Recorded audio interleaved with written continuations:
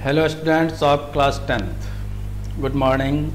We have learned chapter 1st and chapter 3rd in science. इसमें आपको notes भी भेजे गए थे और इस नोट्स के अकॉर्डिंग आप जो क्वेश्चन आंसर है इसको आप सॉल्व कर सकते हैं।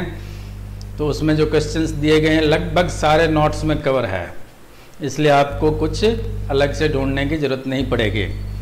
अब जो है हमारा नेक्स्ट चैप्टर ले रहे हैं हम, चैप्टर नंबर 6, जिसका नाम है केमिकल रिएक्शन। ये इसलिए कर रहे हैं हम, वैसे 5th ले सकते थे जिसमें एसिड बेस एंड सॉल्ट्स है, लेकिन उसमें भी रिएक्शन है। तो पहले अपने को रिएक्शन जानना जरूरी है कि रिएक्शन कैसे लिखा जाए, केमिकल इक्वेशन कैसे लिखा जाता है, रिएक्शन क्या होता है। इसलिए हमने पहले 6 चैप्टर लिया है।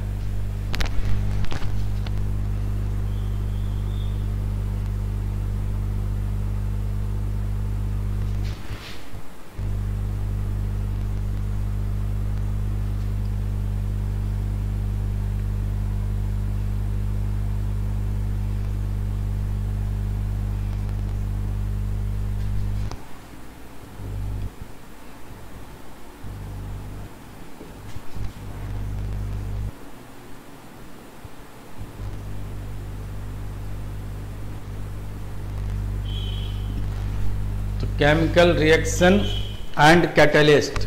जो केमिकल रिएक्शंस हैं तो इसमें हम देखेंगे कि केमिकल रिएक्शन होता क्या है। इसमें जैसे मान लीजिए ये अपने पास बोर्ड है, बोर्ड हमें दिख रहा है कि इसका कलर कैसा है, वाइट है।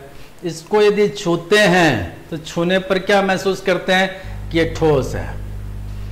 इसका मतलब इसका फिजिकल स्टेट है ये। लेकिन जैसे मान लीजिए दूध है, दूध जो है किन किन चीज़ों से बना हुआ है। तो जैसे मान लीजिए दूध में आपने क्या किया, नींबू का रस डाल दिया, और नींबू का रस जब डाल देते हैं तो दूध क्या होता है, फट जाता है, फिर हमें पनीर देता है। तो ये केमिकल पार्ट है। अब देखिए कि जैसे केमिकल रिएक्शन जो होता है इसके लिए हमें ये जानना जरूरी है कि फिजिकल चेंज क्या होता है, केमिकल चेंज क्या होता है। इसके बाद में आएगा कैटलिस्ट। कैटलिस्ट उसे कहते हैं हम जो कि केमिकल रिएक्शन के रेट को बढ़ा सकता है या घटा सकता है, लेकिन जो कैटलिस्ट खुद होगा उस पर कोई इफेक्ट नहीं पड़ता है। तो ये है कैटलिस्ट। अब हम पहले देखते हैं फिजिकल एंड केमिकल चेंज।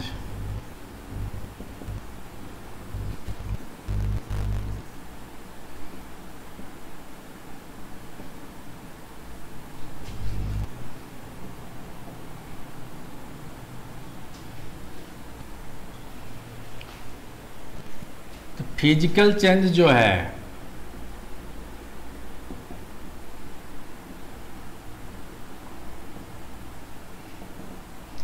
इसमें देखिए जैसे आइस,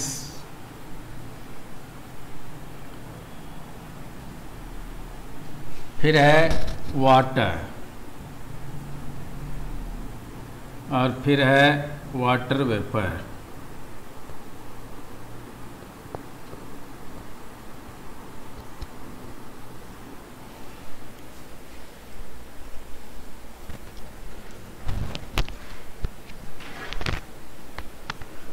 अभी हम देखते हैं ये तीनों ही पानी का फॉर्म है, अलग अलग है।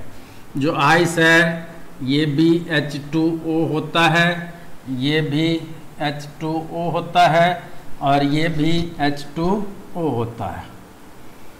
लेकिन जो इसका फिजिकल स्टेट है वो आइस सॉलिड है, वाटर लिक्विड है, और वाटर वेपर ये गैस है। तो 3 फॉर्म हैं इनके। ये तीनों फॉर्म जो है एक दूसरे से बदल सकते हैं यदि इनके कारणों को हटा दिया जाए। अब जैसे देख लीजिए कि आइस है, इसको यदि हम निकाल करके फ्रिज में से बाहर रख देते हैं तो बाहर के टेम्परेचर के कारण आइस पिघल करके वाटर में कन्वर्ट हो जाता है। इसी तरह से फिर वाटर को यदि हम गर्म करते हैं पानी को यदि आप गर्म करते हैं तो क्या बनेगा, वाटर वेपर बनता है।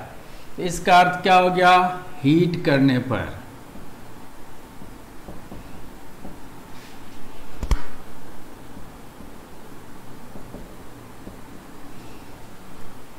हीटिंग प्रोसेस है जिसके द्वारा आइस जो है वाटर में कन्वर्ट हो गया और वाटर है जो कि वाटर वेपर में कन्वर्ट हो गया। अब देखिए इसका उल्टा चलते हैं हम, जो वाटर वेपर है इसको ठंडा किया जाए तो क्या बनेगा, वाटर बन जाएगा। तो कूलिंग प्रोसेस के द्वारा फिर जो वाटर है इसको फिर ठंडा किया जाए तो क्या बन जाता है, आइस बन जाता है। ये भी कूलिंग प्रोसेस के द्वारा। तो यहाँ हम देखते हैं कि जिस चीज के कारण, जिस प्रोसेस के कारण हमने एक अवस्था से दूसरे अवस्था में किसी पदार्थ को बदला है, तो जैसे आइस क्या है, पानी, H2O है। H2O जो है ये हीट करने पर वाटर में बदला था लेकिन सॉलिड से लिक्विड बना। तो सॉलिड से लिक्विड ये स्टेट है, फिर लिक्विड से गैस ये भी क्या, स्टेट है। वापस जब हम आते हैं तो गैस से लिक्विड, लिक्विड से सॉलिड बनता है। तो ये दोनों प्रोसेस जो है हीटिंग और कूलिंग के द्वारा हुआ है। इसमें आप देखेंगे कि यदि हम इस प्रोसेस को हटा दें तो वापस जो है ये अपने पूर्व अवस्था में आ गया। तो फिजिकल चेंज उसे ही कहते हैं जिसमें कोई भी मटेरियल की जो स्टेट है, जिस कारण से चेंज हुआ है, उस कारण को यदि हटा लेते हैं हम तो इसका अर्थ क्या हो जाएगा कि ये जो है वापस पहले वाली अवस्था प्राप्त कर लेता है। अब आप देखेंगे कि जो इसका कैरेक्टर्स है यानी विशेषताएं हैं वो कौन सी है, कैरेक्टरिस्टिक्स कहते हैं इसको। तो इसमें आप देखेंगे कि फिजिकल प्रॉपर्टीज ये चेंज हो जाता है, फिजिकल स्टेट चेंज हो जाएगा, कलर चेंज हो जाएगा। दूसरा नंबर आता है कि इनिशियल जो इसके सब्सटेंस हैं, तो इनिशियल सब्सटेंस जैसे यहाँ अपने पर आइस है, तो आइस जो है ये इनिशियल सब्सटेंस है, इससे हीट करने पर वाटर बना। तो इस प्रोसेस को जिसके कारण से ये हमें प्राप्त हुआ है, उस कॉज को यदि हम रिमूव कर लेते हैं, हटा देते हैं, तो इसका मतलब क्या होगा कि जो इसकी अवस्था थी पहले वाली वो वापस बन जाएगी। तीसरा नंबर आता है कि ये जो चेंज हुआ ये परमानेंट नहीं होता है, ये बदल जाता है। तो इसलिए कहते हैं अनस्टेबल, अस्थायी है। और इसके अंदर आप देखेंगे कोई नया पदार्थ नहीं बनता है, सब में क्या H2O H2O H2O चल रहा है। इसका मतलब क्या हुआ, कोई हमें नया पदार्थ नहीं प्राप्त हुआ है। फिर आता है केमिकल चेंज।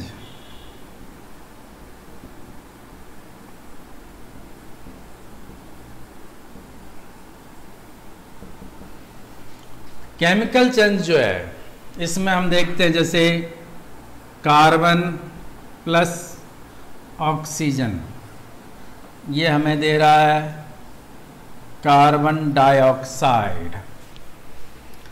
यहाँ देखिए कार्बन को कोल भी कहा जाता है। तो हम ये कह सकते हैं कि ये जो रिएक्शन चल रहा है यहाँ पर ये क्या है, when coal is burned in the presence of air it gives carbon dioxide gas. अब देखिए कि जैसे यहाँ पर हम देखते हैं ये कार्बन है, ये ऑक्सीजन है, दो अलग अलग चीज़ें हैं। इस दोनों को हमने रिएक्ट करवाया तो हमें दिया कार्बन डाइऑक्साइड गैस। अब यदि कहा जाए कि इस रिएक्शन के कारण जो ये कार्बन डाइऑक्साइड गैस बना है, क्या हम कार्बन डाइऑक्साइड गैस से वापस कार्बन और ऑक्सीजन प्राप्त कर सकते हैं? तो हम क्या कहेंगे, नहीं। तो इसका अर्थ क्या हो गया कि ऐसा चेंज जिसमें हम देखते हैं कि जो दो चीज़ों को मिक्स कर दिया तो उसमें वापस अपने को जो पदार्थ प्राप्त हुआ है, नया पदार्थ है, ये न्यू सब्सटेंस है, लेकिन इस न्यू सब्सटेंस से वापस हम यदि पहले वाले सब्सटेंस को प्राप्त करना चाहते हैं तो ये संभव नहीं होता है। तो इसी को हम कहते हैं केमिकल चेंज। तो यहाँ पर हम देख रहे हैं जैसे कार्बन है, इसको क्या कहेंगे, कोल, और ऑक्सीजन है, ये हमें क्या दे रहा है, कार्बन डाइऑक्साइड।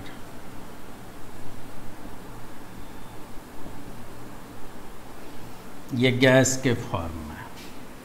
अब देखिए कार्बन सॉलिड है, ऑक्सीजन गैस होता है, और कार्बन डाइऑक्साइड भी गैस है। तो इस तरह से हम देख रहे हैं कि यहाँ जो है, यदि हम दो पदार्थों को मिक्स किए, इसी तरह से आप घर में भी देख सकते हैं, जैसे आपके घर में मार्बल का टाइल लगा होता है, उस पर आप नींबू का रस गिराइए, 1 से 2 बूंद यदि नींबू का रस गिराएंगे तो आप देखेंगे कि उसमें से क्या होता है, बुलबुला उठता है। बुलबुला जो उठ रहा है ये क्या है, हमें इंगित करता है कोई नया चीज बन रहा है।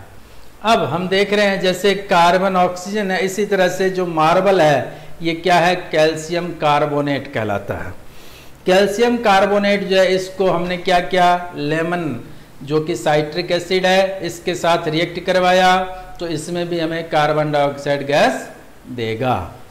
तो इसमें हम ये कह सकते हैं कि जो भी दो सब्सटेंस है, इसको हमने रिएक्ट करवा करके तीसरा नया सब्सटेंस प्राप्त किया है। तो ऐसा रिएक्शन या ऐसा चेंज जिसमें जो भी अपने पास मटेरियल है उससे रिएक्ट करवाने के बाद एक नया मटेरियल बनता है या नया सब्सटेंस बनता है। अब इस सब्सटेंस को हम देखते हैं जिस कारण से बना है, उस कारण को यदि हटा लिया जाए तो भी इससे हम पहले वाले सब्सटेंस को प्राप्त नहीं कर सकते हैं। तो ये क्या कहलाता है, केमिकल चेंज कहलाता है। तो अब इसका जैसे है विशेषताएं क्या है, कैरेक्टरिस्टिक्स क्या है, तो ऐसे जो सब्सटेंस हैं उसमें हमने क्या किया कि केमिकल चेंज हुआ है, लेकिन साथ में केमिकल कंपोजिशन बदल जाता है। यहाँ पर आप देखेंगे जैसे H2O, H2O, H2O सब में सेम ही था, लेकिन यहाँ हम क्या देख रहे हैं, कार्बन था, ऑक्सीजन था, दोनों मिलकर के क्या दे दिया, कार्बन डाइऑक्साइड। इसलिए हम ये कह सकते हैं कि जो कार्बन डाइऑक्साइड आया है ये क्या है, केमिकल कंपोजिशन चेंज हो गया, बनावट इसके अंदर से बदल गई। अब इनिशियल सब्सटेंस, ये दोनों अपने पास इनिशियल सब्सटेंस था, इसको हम वापस प्राप्त नहीं कर पाते हैं यदि कारणों को हटा लें। अब तीसरा नंबर देखते हैं कि इसके अंदर जो अपने पास नया सब्सटेंस बना है ये क्या है, अस्थाई है, स्टेबल है। और चौथा प्रॉपर्टी है इसका कि नए सब्सटेंस जो है अवश्य बनेंगे, तभी ये क्या कहलाएगा, केमिकल चेंज कहलाता है। अब इसके बाद आता है chemical equation.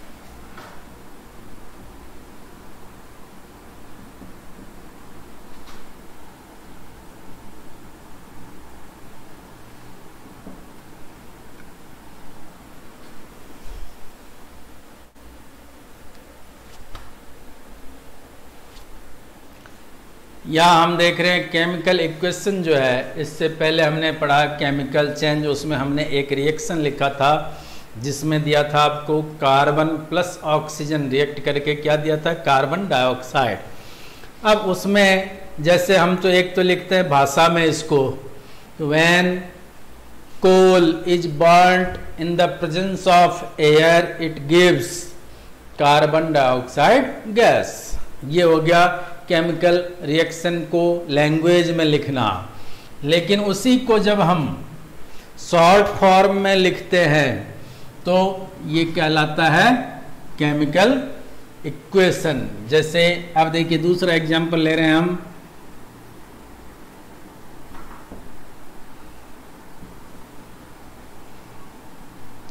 Nitrogen plus hydrogen, यानी नाइट्रोजन जो है ये भी गैस है, हाइड्रोजन है ये भी गैस है, ये दोनों जब रिएक्ट करते हैं तो अमोनिया देता है। अब यहाँ 2 लग जाएगा। अब देखिए कि जैसे ये हमने शॉर्ट फॉर्म लिखा है, तो ये जो नाइट्रोजन N2 है ये क्या है, मॉलिक्यूलर फॉर्मूला।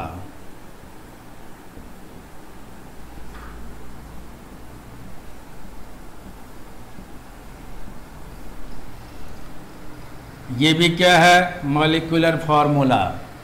अब ये कहाँ से आता है, तो ये सिंबल से आया है। तो कोई भी केमिकल रिएक्शन जिसमें हम उसको रिप्रेजेंट करने के लिए यदि मॉलिक्यूलर फॉर्मूला और सिंबल का यूज करते हैं तो ये क्या कहलाता है, शॉर्ट फॉर्म कहलाता है, और इसी को केमिकल इक्वेशन कहा जाता है। तो अब देखिए ये क्या है, नाइट्रोजन,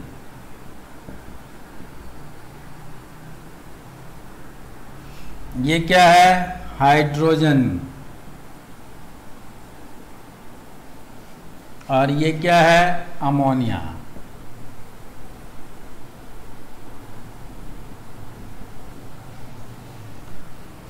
यहां जो है तीनों चीजें अपने पास है, जो नाइट्रोजन था और हाइड्रोजन था, ये इस एरो से लेफ्ट साइड में लिखा गया है, और जो अमोनिया है ये एरो के राइट साइड में लिखा गया है।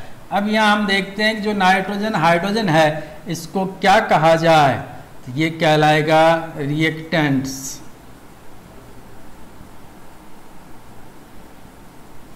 और जो इधर आया अपने पास अमोनिया ये कहलाएगा प्रोडक्ट्स।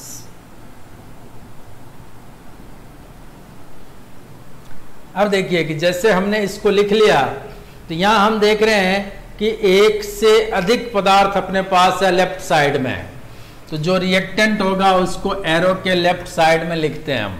तो इसको लेफ्ट साइड में लिख दिया। अपने पास जो सब्सटेंस है 2 है, नाइट्रोजन और हाइड्रोजन। इन 2 सब्सटेंस के बीच में हमने क्या किया, प्लस साइन लगा दिया। अब यहां भी मान लीजिए प्रोडक्ट 1 से अधिक बनता है तो इधर भी क्या लगता है, प्लस साइन लग जाता है। तो ये है केमिकल इक्वेशन को लिखने का सिस्टम। तो आपको ये ध्यान रखना है कि लेफ्ट साइड जो एरो बीच में डालते हैं हम, एरो से लेफ्ट साइड में रिएक्टेंट होगा, एरो के राइट साइड में प्रोडक्ट होगा। अब आप देखेंगे कि जो प्रोडक्ट है तो इसकी तरफ एरो दिया हुआ है, इसका मतलब जो एरो का हेड है वो डायरेक्शन को शो कर रहा है कि किधर रिएक्शन चल रहा है। तो ये जो है केमिकल इक्वेशन कहलाते हैं।